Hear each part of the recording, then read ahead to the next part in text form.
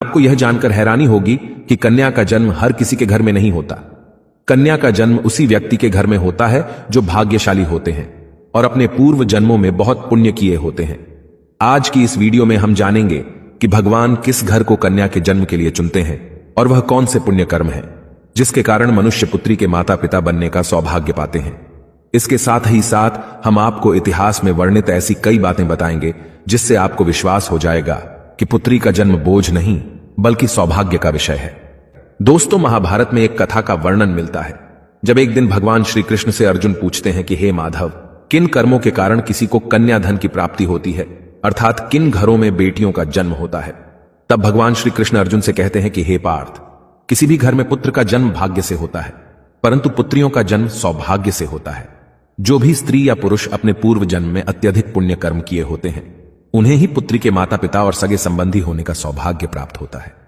इतना ही नहीं, पुत्रियों के जन्म के लिए उन्हीं घरों को चुना जाता है जो पुत्रियों का भार सहन कर सके, क्योंकि तीनों लोकों में स्त्री अर्थात पुत्रियां ही ऐसी होती हैं जिनका भार हर कोई नहीं उठा सकता। क्योंकि जिस पुत्री को कई वर्षों तक अपना मान कर रखा जाता है, एक दिन उसका दान कर पाना सबके लिए संभव ही नहीं होता।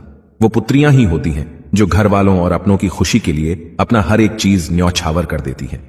हे अर्जुन, जिस दिन इस सृष्टि में बेटियों का जन्म होना रुक जाएगा उस दिन सृष्टि भी ठहर जाएगी और इस सृष्टि का अंत हो जाएगा। दोस्तों, जब आप भगवान श्री कृष्ण की इन बातों पर गौर करेंगे तो आपको समझ आएगा कि उनका कहना कितना सही है। क्योंकि अगर इस संसार में पुत्रियां ही नहीं होंगी तो ना वंश आगे बढ़ेगा और ना ही ये सृष्टि। कई लोग कहते हैं कि हिंदू इतिहास में स्त्रियों का महत्व नहीं है, जो सर्वथा गलत है, और जिस इतिहास में स्त्री का महत्व नहीं है वह इतिहास हमारा है ही नहीं। धन की देवी लक्ष्मी हो, दुर्गा हो या घोर रूप में महाकाली हो, नारी सर्वस्व पूजी गई हैं। दोस्तों, कहते हैं कि लड़कियां लड़कों से कम नहीं। इस बात की पुष्टि हमारे धर्म ग्रंथ भी करते हैं। वशिष्ठ जी की पत्नी माता अरुंधति ने वरुणदेव और इंद्रदेव को ब्रह्म ज्ञान दिया था। सभी धनुर्धर की भांति द्रौपदी भी शस्त्र विद्या जानती थीं।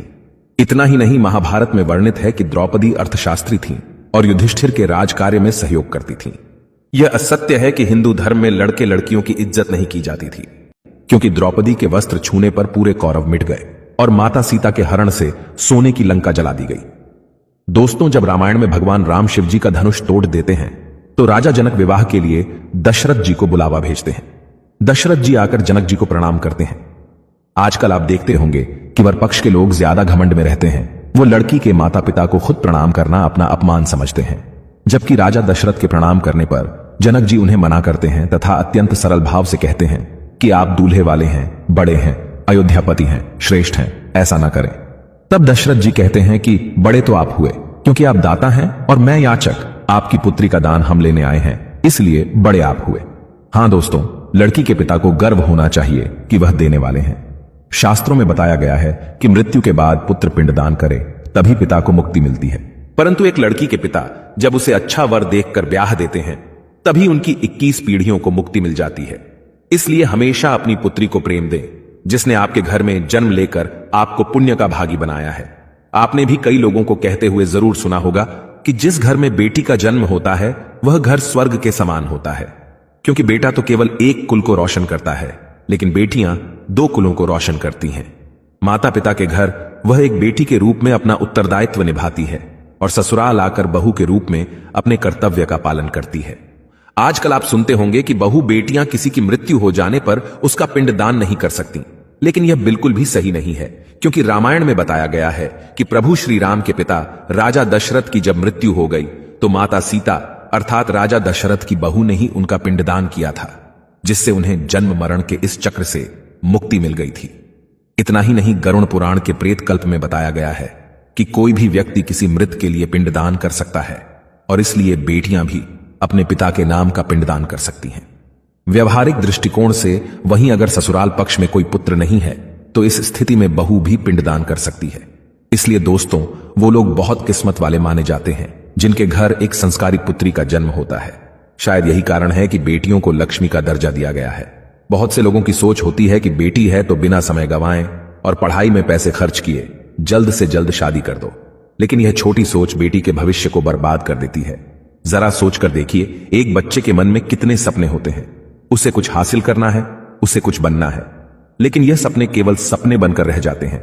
इसलिए अपनी बेटियों को सपने पूरे करने का अवसर देना चाहिए। उन्हें जीवन में हर खुशी दें जिसके लिए आप सक्षम हैं और जो उन्हें मिलनी चाहिए। एक पुत्र से ज्यादा पुत्री हमेशा अपने माता पिता के लिए सोचती है। पुत्री के हृदय में अपने माता पिता के लिए प्रेम और अपनापन हमेशा बना रहता है। इसलिए बेटी के जन्म को एक जश्न की तरह मनाना चाहिए। दोस्तों, बेटी कभी भी माता पिता पर बोझ नहीं होती। उसका कोई स्वार्थ नहीं होता। पहले वह अपने माता पिता के लिए करती है और शादी के बाद ससुराल के लिए। वह सिर्फ अपनी और अपने परिवार की किस्मत बनाने के लिए जन्म लेती है। दोस्तों, भगवान केवल उसी को पुत्री का सुख देते हैं जिसके अंदर उस कन्या धन को संभालने का सामर्थ्य होता है। कई लोग गरीब होकर भी अपनी बेटी को अच्छी परवरिश देते हैं। एक बार स्वामी विवेकानंद वैष्णो देवी की सीढ़ियां चढ़ रहे थे। बगल से एक किसान अपनी बेटी को कंधे में बिठाकर सीढ़ियां चढ़ रहा था।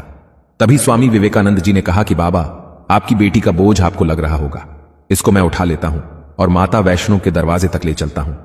तब किसान ने स्वामी विवेकानंद से कहा कि बेटी कभी भी बाप के कंधे पर बोझ नहीं होती।